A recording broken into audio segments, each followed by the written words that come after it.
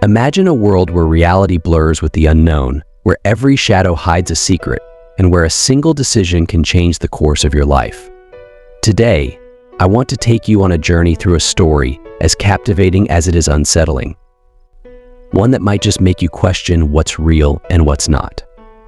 But before we dive in, I want to sincerely thank you all for the incredible support and encouragement you showed on the last video. It's because of you that this journey is possible.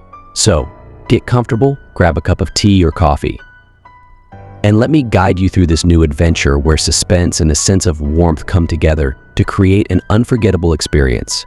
And please, don't forget to subscribe, leave a comment to share your thoughts, and help grow this amazing community. Are you ready to face the unknown together? When I was fresh out of high school, I found myself ensnared in a whirlwind of family drama, a storm that would shape the course of my life for years to come. The tension at home had reached a boiling point, forcing me to make some hard decisions that no one should have to make at such a young age.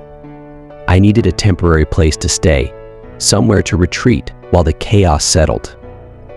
But with little money and even fewer options, I had to act quickly. I took the first job I could find, a menial position that barely paid enough to cover my basic needs. Yet I clung to my ambition to push myself through college, despite the overwhelming odds. It wasn't long before I realized that I had bitten off more than I could chew. The demands of work and school consumed every waking hour. I barely slept, subsisting on a few restless hours of sleep each night. My social life? Non-existent. I had no time for friends, no energy for fun, and no chance to do anything beyond the bare essentials needed to survive. Cooking was out of the question. I lived from takeout box to takeout box, each meal more depressing than the last. Desperation led me to the only place I could afford, a dingy, refurbished storage space on the outskirts of town. The landlord didn't care that it wasn't meant for living, he just wanted the rent. The apartment was nothing more than a bed squeezed between two narrow walls, with a couple of rickety shelves bolted to the plaster. The bathroom was a shared facility, barely functional and reeking of mildew. The walls were bare, with no paint or wallpaper to make the place feel like home. Instead, there were vines creeping in from one corner, their tendrils curling like the fingers of some ancient creature, reaching out to ensnare whatever they could. It was as if the building itself was alive, slowly consuming everything within. I quickly discovered that storage spaces are built differently from regular apartments. The walls were thin, barely insulated, offering no protection from the elements or the noise outside. I could hear every sound: footsteps, voices, even the rustle of leaves outside my window. But more troubling was what I couldn't see: the invisible dangers lurking within those walls. The space was damp, cold, and filled with a musty smell that clung to my clothes and hair. Little did I know that this place, which was supposed to be my refuge, would become my prison. My immune system, already weakened by months of poor nutrition and stress, couldn't handle the assault. Within weeks, I fell ill. It started with a scratchy throat, but quickly escalated into something much worse. My throat swelled so much it looked like I'd swallowed a whole apple. Breathing became a struggle, each breath a painful reminder of how fragile life can be. I developed a fever, the worst I'd ever had, and with no insurance, I was on my own. Every moment was torture, my body on the brink of collapse. I was trapped in that miserable little room, unable to even call for help. In the end, I had no choice but to crawl back to my parents, the very people I had fought so hard to escape. It was humiliating. The arguments, the bitterness, all seemed so small compared to the pain I was in. They took one look at me, pale and shaking, and all the anger melted away. They rushed me to a doctor, who took one glance at my swollen throat and immediately put me on antibiotics. But the damage had been done. The doctor warned that I might have suffered permanent nerve damage. The thought was terrifying, but in my feverish state, I could barely process it. As the swelling slowly subsided, the reality of my situation set in. The doctor's warnings were not just cautionary speaking, became an agonizing task. Every attempt to talk was like touching a live wire, sending shocks of pain through my body. Over time, I could manage to make sounds without immediate pain, but forming actual words was almost impossible. My vocal cords, once strong and capable, were now fragile and inflamed. My doctor was honest with me, something I both appreciated and dreaded. He said it might never fully heal. Best case scenario, I'd regain partial use of my voice after a year or two maybe. But for all intents and purposes, I was mute. Coping with this new reality was a challenge I hadn't anticipated. Suddenly, the world became a much more difficult place to navigate. I carried a laminated card that simply stated, "I'm mute," hoping it would ease my interactions with strangers. But even with the card, daily life was exhausting. It's easy to forget how much we rely on our voices until we lose them. Ordering at a fast food place, answering questions in class, even turning down salesmen at the door, these were all things I could no longer do with ease. Each interaction became a chore, and each chore became a mountain to climb. The isolation was inevitable. I began to withdraw from social situations, avoiding friends and acquaintances. The idea of going to a party or social gathering was laughable. Who would want to spend time with someone who couldn't even hold a conversation? Typing out responses on my phone was tedious and slow, and I could see the impatience in people's eyes as they waited for me to respond. So, I stopped trying. My world shrank to the size of my tiny room and the grocery store where I worked. My parents helped me find a slightly better place to live, a small but decent apartment closer to my new job stocking groceries at a corner shop. Months passed, each day blending into the next as I settled into my new, muted routine. I knew there was a chance, however slim, that my voice might return. But for now, even attempting to speak brought a wave of nausea that I couldn't ignore. A loud yawn could send me spiraling if I wasn't careful. Then, one morning, something strange happened. It was a day like any other, or so I thought. I had stayed up late the previous night, working on an assignment that seemed to take forever. Exhausted, I dragged myself out of bed, my eyes barely open. The phone rang, a jarring sound that cut through the fog in my mind. Without thinking, I answered it, pressing the phone to my ear, my mouth opening to speak out of pure reflex. But I caught myself just in time. A hoarse breath escaped my lips as I stopped, knowing that trying to speak would ruin my day with pain. But what happened next made my blood run cold. "Good morning," a voice said. It took me a moment to realize that the voice hadn't come from the phone. It had come from me. But it wasn't my voice. It wasn't my words. I dropped the phone, my heart pounding in my chest. What the hell had just happened? For what felt like an eternity, I sat there, stunned. The call had ended, just another robocall trying to sell me something I didn't need. But that voice, it had come from my own throat. How was that possible? I couldn't understand it, couldn't make sense of it. My mind raced with possibilities, each one more frightening than the last. I stumbled to the bathroom, my hands shaking as I turned on the light. Staring into the mirror, I tried to make the voice come out again. Maybe it was a trick, a hallucination brought on by stress and exhaustion. Maybe it was a sign that my voice was returning, that my body was finally healing. But no matter what I did, no matter how hard I tried, all I felt was pain. The searing, burning pain that had become all too familiar. It was impossible for me to have spoken those words without noticing it. As I went through my day, the incident haunted me. It wasn't imagined, but it wasn't me either. That evening, after a long day of work, I settled down to watch a show on Netflix. It was supposed to be a distraction, something to take my mind off things. But then, it happened again. I felt a light tickle at the bottom of my throat, a sensation I hadn't felt before. And then the voice returned. Scandalous, it muttered, the words slipping out without my lips moving. This time, there was no denying it. It wasn't me forming those words. They came from somewhere deep within, bypassing my vocal cords entirely. I froze, my heart pounding in my chest, my mind racing. Was I being watched? Controlled? I didn't know. I couldn't tell. But the feeling was undeniable. There was something inside me, something sinister, something I couldn't understand.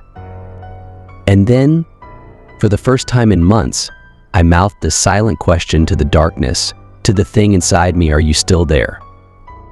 To my horror, the voice answered, "Yes." A shiver ran down my spine, every hair on my body standing on end. I stood up, unable to stay still, pacing the room as 1,000 questions raced through my mind. But none of them were answered. The presence inside me was real, tangible, and it was watching me, waiting. That night, as I lay in bed, sleep eluded me. I could feel the voice lurking, waiting for the right moment to make itself known again. The tension was unbearable, a constant pressure on my chest. And then, in the dead of night, it finally spoke again. "You have been given so many gifts," it whispered, the words barely audible but clear as day in the oppressive silence. "To spoil and squander and wither. Idle children feasting on crumbs of gold. Mother, unbirth me, find me unwanting, undeserving, unsullied." I bolted out of bed, my heart racing, my breath coming in short, panicked gasps. I ran to the bathroom, desperate to silence whatever was inside me. But no matter what I did, the voice wouldn't stop.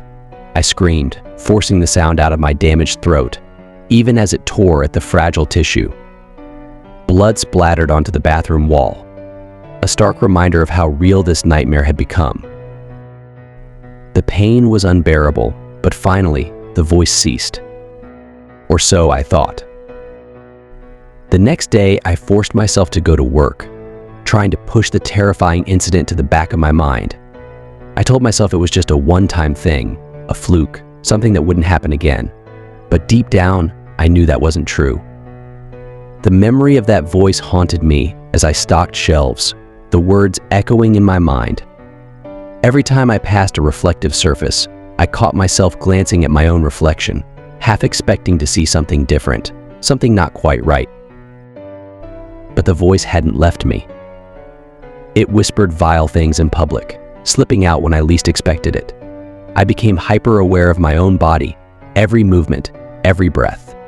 I could feel the voice lurking just beneath the surface, waiting for the perfect moment to strike. And then it did. In the crowded takeout place where I grabbed lunch every day, the voice returned. As I waited in line, surrounded by the bustle of people and the smell of fried food, I felt it. A slight tickle at the base of my throat, a warning sign that I had come to dread. Before I could do anything to stop it, the voice hissed at a stranger standing next to me, the words dripping with malice. "Maggots," it whispered, the sound barely audible but enough to make the stranger flinch. I saw them turn around to look at me, confusion and disgust written on their face. I wanted to apologize, to explain that it wasn't me, but I couldn't. My voice was gone, trapped somewhere deep inside, overshadowed by this monstrous presence that had taken hold. The look the stranger gave me, the mix of revulsion and fear, was the first actual proof that this wasn't just my imagination. This was real. This was happening. I forced my mouth shut, clenching my teeth so hard it hurt, but it didn't help. The voice was stronger than I was, more determined. I could feel the air pushing out of my nose, another sentence forming against my will. "Damn them all," it muttered, venomous and cold. I stopped just a few feet from the counter, noticing how people around me were beginning to turn my way, their gazes filled with suspicion and unease. I tried to hold it back, holding my breath until my cheeks puffed out like a chipmunk. But when I finally exhaled, it was like a dam had broken. A non-stop barrage of words poured out of me, a string of incoherent, hateful mutterings that made me look like a blathering madman. Panic gripped me as I realized I had lost control. I turned to leave, desperate to escape the prying eyes and judgmental stares. But it was too late. A worried 40-something office worker, with a look of genuine concern on her face, reached out to touch my shoulder, to ask if I was okay.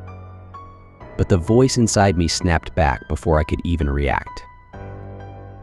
"I'll suck the skin off your knuckles," it hissed, the threat sounding all the more grotesque coming from my own lips. The woman recoiled, her hand jerking back as if she'd touched a live wire. Her expression twisted into one of horror, her eyes wide with disbelief. I could see the shock ripple through the crowd around me, faces turning from curious to horrified in an instant. I needed to get out of there, away from these people, away from the voice that was destroying my life. As I pushed through the crowd, the voice whispered one last time, its tone filled with cruel satisfaction. "Yes, leave. Make us lonesome." The words sent a chill down my spine, the cold certainty of them burrowing deep into my mind. What did it mean? What was this thing inside me, and why did it want to be alone? Questions flooded my thoughts, but there were no answers, only the growing sense of dread that had become my constant companion. When I finally made it back home, I was shaking, my nerves frayed to the point of breaking. I collapsed onto my bed, burying my face in my hands, trying to calm the racing thoughts in my mind, but the voice wouldn't let me rest. It was still there, lurking in the shadows, waiting for its next opportunity to torment me.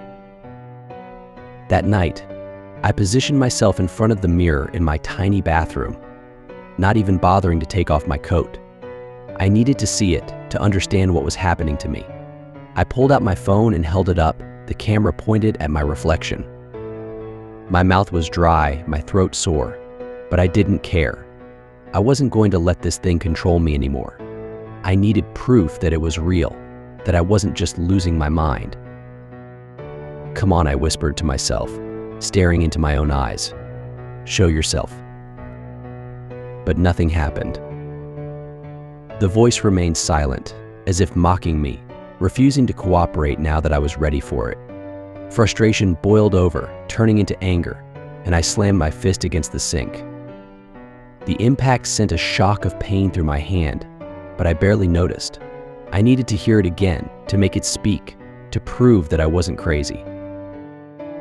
I tried asking it questions in my head, tried coaxing it out with words, but nothing worked.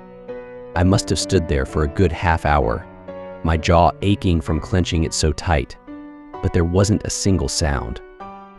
It was just me, staring at my own reflection, feeling more and more like I was losing touch with reality. Finally, I couldn't take it anymore. The silence was worse than the voice itself. I grabbed the mug that held my toothbrush and threw it across the room, watching as it shattered against the hallway wall. The crash was loud, the sound echoing in the small apartment, but it did nothing to ease the tension that had built up inside me. As I knelt to scoop up the broken pieces, I heard it again, a gleeful little whisper that sent a shiver down my spine. "I won't dance to your tune, puppet," it chuckled, the words filled with cruel delight. "Stay on your knees." I bit my tongue, hard enough to draw blood, but the taste of copper in my mouth did nothing to dull the growing sense of dread. This thing wasn't just inside me, it was taking pleasure in my suffering. It was enjoying the pain it caused, reveling in the control it had over my life. That night, as I lay down to sleep, I could feel the voice just inches away, hovering at the edge of consciousness. There was a little push in my stomach every time it was about to speak, and I felt that push all night long. It was always just a breath away, but the words didn't come. But as I finally closed my eyes and yawned, it returned. "You need to submit," it whispered, the words slithering into my mind like a snake. I shook my head, refusing to give in, refusing to let this thing control me. But the tension in my chest remained, a constant reminder that it was still there, waiting for its chance. "You have to," it insisted, the tone growing more insistent. Again, I shook my head, rustling my hair against the pillow, trying to block it out. I hugged the pillow closer, trying to make myself comfortable, trying not to think about the implications of what it was saying. but the voice wouldn't let me rest. Moments later, it came back with a vengeance. My lungs pushed themselves empty, a cramp creeping up my spine. I rolled onto my back, feeling my stomach force itself upward. My mouth opened against my will, and I had this dreadful feeling, like being trapped under ice, desperate for air. For a moment, nothing happened. I just hung there, my body tense and out of control. And then, the scream. It started as a low, guttural sound, but quickly escalated into a full-blown scream, the kind that makes your blood run cold. It was the sound of a woman being murdered, her voice filled with pain and terror. Scream after scream after scream, each one more desperate than the last. I couldn't stop it, couldn't even block it out. It was coming from me, but it wasn't me. It was the voice, using my body to project its horror into the world. I scrambled out of bed, still feeling the constant flow of screams pushing their way out of me. I tried holding my breath, but it only built up an unbearable pressure in my chest, like my lungs were going to explode. I didn't know what I was looking for as I dug through kitchen drawers, spilling forks and knives onto the floor in my frantic search. I tried stuffing a dish towel into my mouth just to dampen the noise, but it was useless. There was nothing I could do or say it was going to continue, no matter what. Finally, there was a knock on the door, a few final pleas for help escaping me as 2 police officers burst through the door. In that moment, the voice stopped. The silence was deafening, the sudden absence of sound almost more terrifying than the screams themselves. The police officers stared at me, their expressions a mix of confusion and disbelief. They had a hard time believing that the screams had come from me. First of all, I'm a man, the voice was clearly female. Second of all, I couldn't talk. They found the laminated "I'm mute" note in the hallway, the proof that I couldn't possibly have made those sounds. But there was no one else. No victim, no attacker, nothing to explain the blood-curdling screams that had drawn the neighbors' attention. The officers were baffled, and so was I.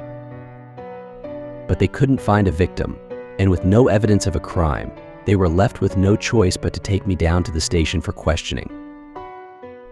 The process at the police station was surprisingly quick, almost rushed.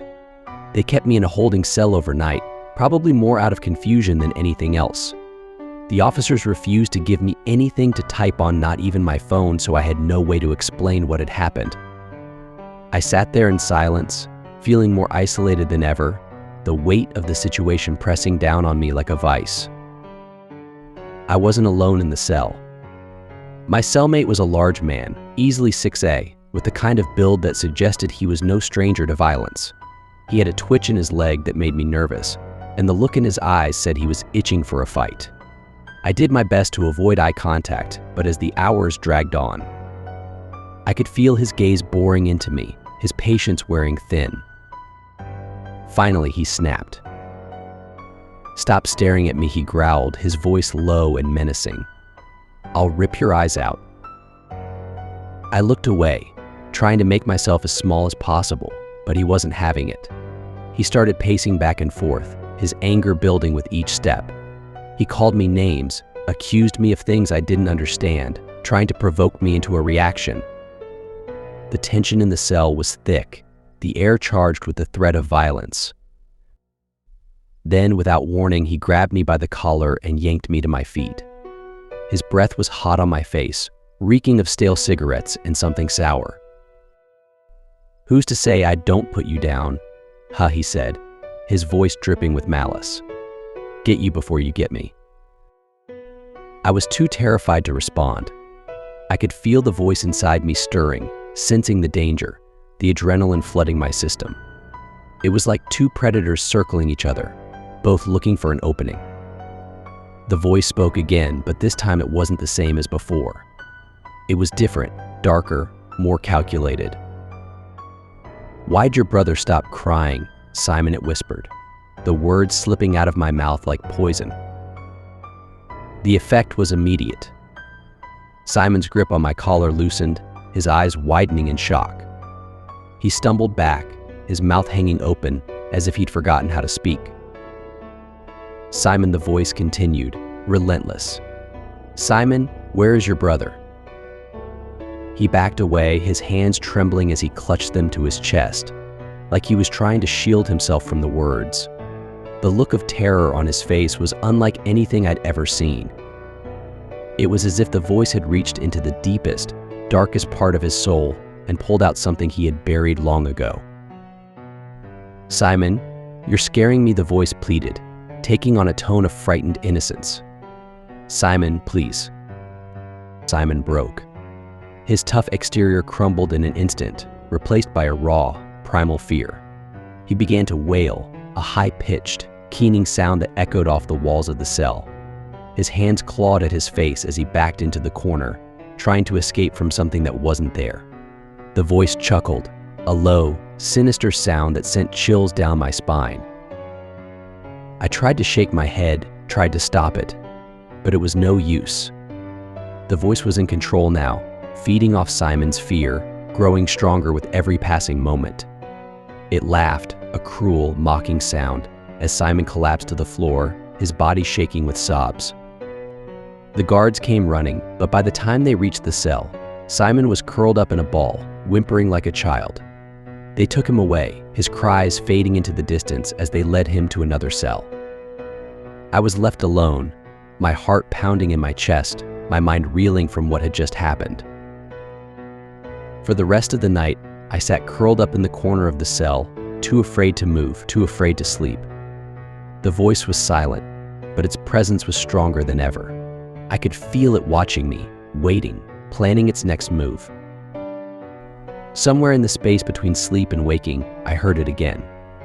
The words were faint, like a whisper carried on the wind, but I understood them all the same. I could be your friend, it said, the words wrapping around my mind like a vise. Your greatest ally. All you have to do is submit. I squeezed my eyes shut, trying to block it out, but the voice persisted, its tone soft and coaxing. You're a vessel, it continued, its words slithering through my thoughts. An honored vessel, but no less an object. Something to be used, something to be treasured. I felt a cold dread settle in the pit of my stomach as the voice kept speaking, painting a picture of a future where I was no longer in control, where I was nothing more than a tool for something far more powerful. Don't fight it, the voice whispered. We could be so much more, you and I. Together we could achieve greatness. But I didn't want greatness. I wanted my life back. I wanted to be free of this thing that had taken root inside me, twisting my thoughts, turning me into something I didn't recognize. As the night wore on, the voice faded, leaving me alone with my thoughts. I drifted in and out of sleep, my dreams filled with dark, twisted visions of a future I couldn't escape. I saw myself standing in the middle of a vast, barren wasteland, my body covered in vines, my mouth open in a silent scream as the voice inside me laughed and laughed. When I woke the next morning, I was drenched in sweat, my heart racing. The guards came to release me, their expressions wary as they unlocked the cell door. They didn't say much, just told me I was free to go. There was no reason to hold me, they said, because there was no victim. No crime had been committed. But I knew the truth. The real crime was the one happening inside me, the slow, insidious takeover of my mind and body. And there was nothing I could do to stop it. As I walked home, the voice was quiet, almost as if it was giving me space to think. But I knew better. It was there, lurking just beneath the surface, waiting for the right moment to strike again. The whispers started again that night. They were softer now, less demanding, more like gentle suggestions than orders. The voice seemed to be trying a different tactic, playing the long game. It asked me to do small things, harmless things really. To go home and change out of my clothes, to have a proper breakfast, to brush my teeth. Things I would have done anyway, but each time I obeyed, I felt a small thrill of satisfaction from the voice, a quiet, almost contented hum of approval. And for a while I didn't mind. It was easier this way, easier to just go along with it, to do what the voice asked. I was too tired to fight, too exhausted to care. I let the voice guide me, let it take control of the small, insignificant decisions that made up my day.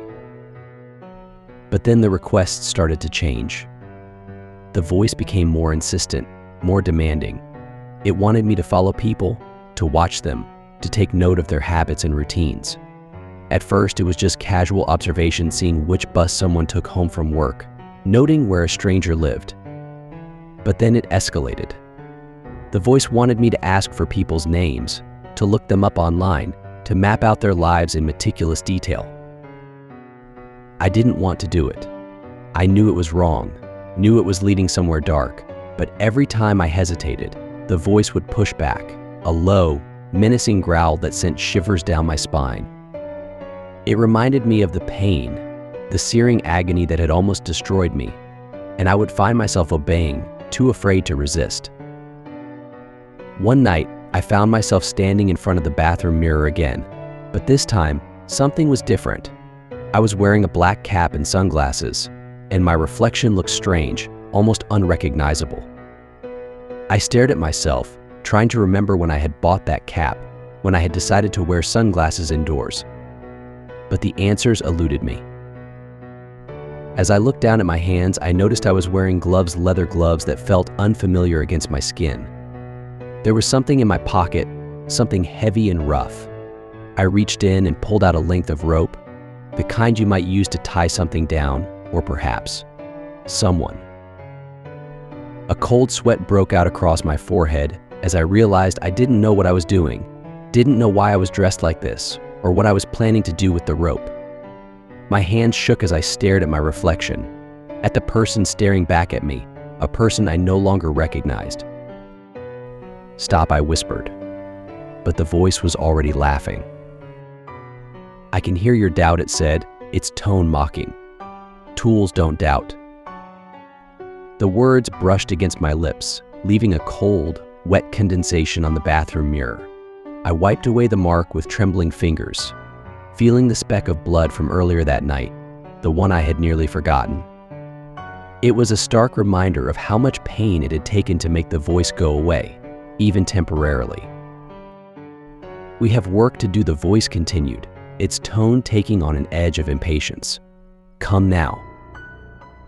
I shook my head, feeling a deep, bone-chilling fear settle in my chest. I didn't want to do this anymore.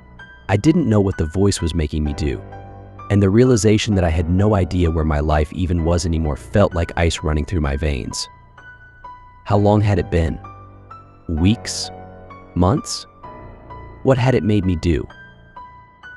I shook my head again, mouthing a quiet no, but the voice only grew stronger, its presence filling my mind with dark, twisted thoughts. My body tensed, my jaw forcing itself open as the laughter bubbled up from deep inside. The voice was pleased, delighted by my distress. It wanted me to suffer, wanted to break me, and it made no secret of its intentions. I thought back to that first night, the night I had screamed so loud that I had damaged my throat. The pain had been unbearable, but it had accomplished one thing: it had silenced the voice, if only for a little while. I grunted, feeling the discomfort in my vocal cords, but I didn't stop.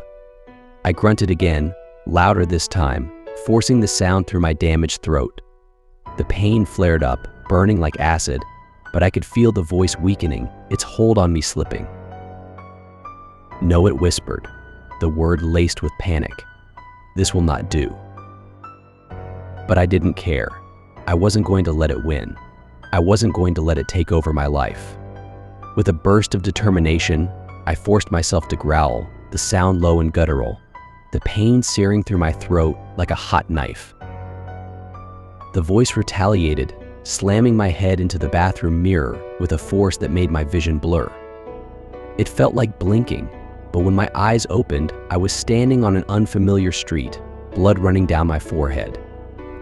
The warmth of it trickled down my face, partially dry, and I realized I was clutching a knife in my hand, the cold metal pressing into my palm. Panic set in as I looked around, trying to make sense of where I was, what I was doing. I was moving, my feet carrying me through an alleyway, the walls closing in on either side.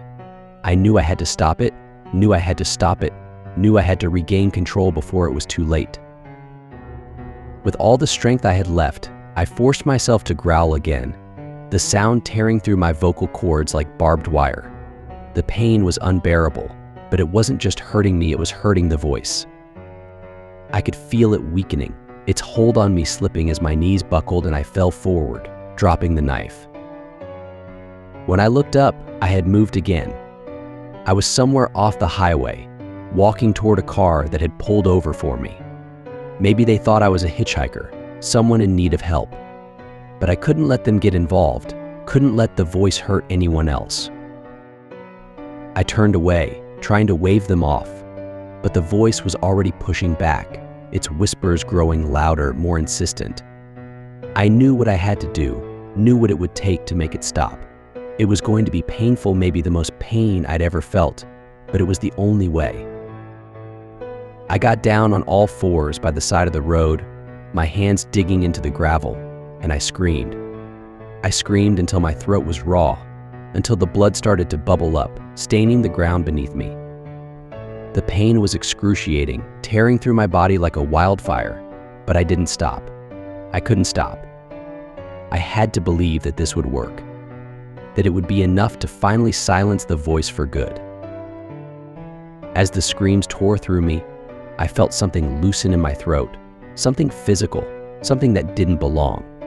I coughed, spitting out blood in what looked like a small vine, covered in tiny petals.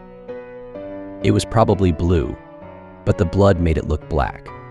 With each cough, more came out: vines, petals, some kind of shelled seed, and even a blooming flower, something twisted and organic, like a sunflower with Z-shaped petals. It was alive, writhing like a newborn mouse, raw and bloodied, a grotesque reminder of the horror that had taken root inside me. I collapsed onto the ground, the world spinning around me, the blood loss severe. I could feel my pulse in my teeth, the pounding in my head growing louder and louder until it drowned out everything else.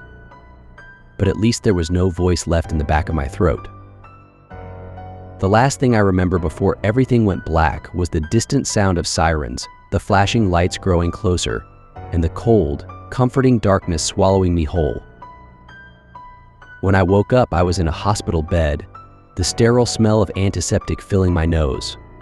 My throat was bandaged, the pain dulled by medication, but I could still feel the raw ache deep inside. My father was sitting next to me, holding my hand, his face etched with worry and relief. The doctor came in, explaining in calm, clinical terms that I would probably never talk again. The damage was too severe, the recovery too uncertain. It would take months of screenings and checkups just to keep my throat from rupturing again. Solid food was out of the question for the foreseeable future, and even then, there were no guarantees. But I didn't care about any of that. The only thing that mattered was that the voice was gone. Whatever had lived inside me had been ripped out by the roots, and I was in control. I was finally back in control of my own body, my own mind. It's been a couple of years since that night, and I've done my best to move on. Most people, including my immediate family, think it was a psychotic episode, a breakdown brought on by stress and illness. I've become the family member everyone is a little cautious around, the one with the dark past that no one talks about. But I know the truth. I know what really happened, what I fought so hard to escape. And sometimes, late at night, I still wonder, what if it comes back? What if there's still a piece of it left inside, lying dormant, waiting for the right moment to strike again? What if, one day, I open my mouth and the voice returns, stronger than ever? What if it's just waiting for the right moment to reclaim its vessel? And now, as we reach the end of this journey into the unknown, I want to thank you once again for joining me. Your presence and support mean the world to me. Before we part ways, I'd love to hear your thoughts. What do you think really happened? Could there be more to the story than meets the eye? Share your theories in the comments below, and let's continue the conversation. And if you haven't already, Make sure to subscribe so you don't miss out on the next adventure. Until then, stay curious, stay brave, and remember we're in this together.